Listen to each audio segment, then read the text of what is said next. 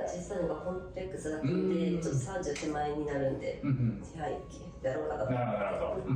脂肪吸引後期をメインで行っている森脇真です。今回は28歳女性の太もも脂肪吸引からの脂肪補強のマーキングから施術風景、ダウンタイム1週間経過、1ヶ月経過を見ていこうと思います。それでは一緒に見ていきましょう。マーキングの前にまずは確認が終わったらマーキングに移っていきます。なんでやろうと思ったかだけ教えてもらってもいいですか？もともと胸が小さいのがコンプレックスだったので、ちょっと30手前になるんで、支配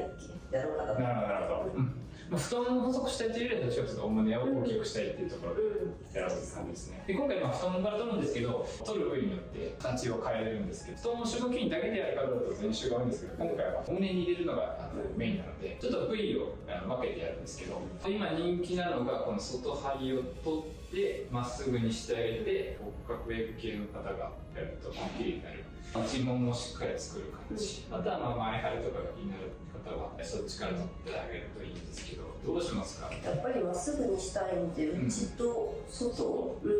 結構私張りが結構あるタイプだと思うんで、そうですね。めちゃくちゃ脂肪多いわけじゃないので、取れる分しっかり取って入れる感じにしましょうか。今回はじゃあ太ももの内から取りますね。骨どういう形にしたいですか？胸が結構ここの骨が目立つんで、ここを消す感じで自然にこうなだれ作っていただいて、自然な感じでしていただける。じゃあ下のところがしっかりポンっていうよりは全体的になだらかな感じで作っていく感じで OK です。このラインのところを結構丸くしていく感じですか？ヌードが飛ばした時に綺麗に寄せれるようになると。じゃあそれでいきましょう。太もものマーキングですね。今回取るのは内側と外側の部分になりますね。内側しっかりとこの内転筋のラインを意識したマーキングと、そして赤で書いているのはへこみが出やすい部分ですね。ここはあまり取らないようにしています。そして膝上までしっかり吸引していく感じでマーキングは意識して行っていってますね。今回は穴は2箇所ですね。赤で書いたポツポツとしたものがそうです。そして外側の太ももの張り出しですね。お尻の付け根の部分の結構その外側への張り出しが気にされる方多いので、そこはしっかりと取っていく感じで全体的に直線なラインを作っていくイメージでマーキングを行っていっています。次、お胸ですね。お胸で大事なのはこの正中部ですね。しっかりと左右にピントに分けて注入を区別していくというのが大事なところになっていきます。そして乳房下縁の位置ですね。ここもしっかりとマーキングを行っていきますね。バージスラインと呼ばれる部位です。ここをしっかり決めておくことで注入をどこまでの層で行うかっていうのを明確に区別して行うことができます。このラインはしっかりと確認しながら行います。あとは基本的に全体的にまんべんなく入れていく感じで注入していくんですけど、この方上部も欲しいということで下部だけでなく上部もしっかりと行うマーキングを行っています。以上がマーキングになります。ここから施術風景になります。一部グロテスクのシーンもあるので、苦手な方はスキップ、インタビュー動画までスキップしてください。はい、じゃあ今回の方は、太ももの脂肪吸引をして、それを大胸に脂肪を補強するために使いますね。あと、目の下のクマも取るので、一緒に目の下の脂肪吸引します。太張りが強いタイプだったので、初め内側だけしっかり取って、内側と前側だったんですけど、ちょっと変更して、内側と外側の張りを取る感じでやってやります。しっかり吸引して、脂肪取っていきますね。普通に足細いので、あんまり脂肪ないので、取れるところからしっかり取って、それを目に使う感じですね。この方は補強目的なので、太ももを全体的に細くするというよりは、脂肪補強のための再生するための吸引っていう感じで行ってます。やることは一緒なので、綺麗に形が整って浮かせますね。今やってるのはこの内もものところですね。ここしっかり作って、この赤のところは結構そぎやすいので、あんま取らずに、ここ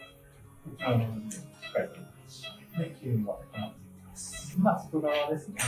外側はしっかりと吸引して、ラインに整えていきます。あんまりカリカリにすると筋肉のラインが出るので、若干こっち外側の少しずつやる感じで、こちらが吸引になります。以上が太ももの脂肪吸引ですね。今回は脂肪補強の方は割愛させていただくんですが、こちらができた脂肪細胞ですね。これをお胸に入れていきます。綺麗な色ですね。ビフォーがこちらですね。そして入れた直後がこちらになります。しっかりと入っているのが分かります。今回脂肪補強の動画を割愛させていただき、術後1週間のインタビュー経過を見ていきましょう。術後1週間ですね。太ももから脂肪を取って、お胸に入れたんですけど、ダウンタイムの経過聞いていこうと思うんですけど、ぶっちゃけ痛かったですか？めっちゃ痛かった。いや本当に5日目ぐらいまでめっちゃ痛くて、全く動けなくて、やっと6日目ぐらいから、ちょっと散歩して可能な限りは動かしてってしてました。なるほど。結構予想以上に痛かったですか？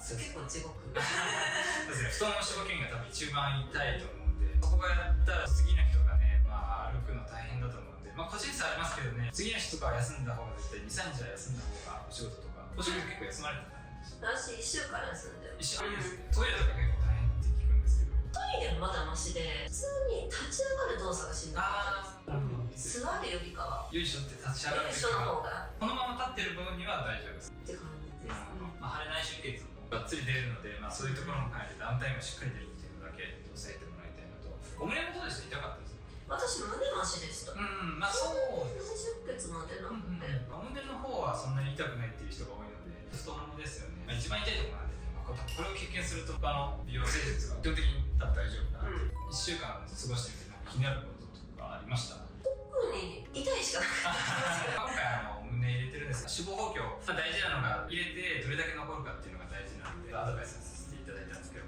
植物性のタンパク質ですね、食事はしっかりとってくださってると思うので、プラスでちょっと意識してとってもらって、豆腐とかね、またなるべく1ヶ月から1ヶ月半は触らない環境で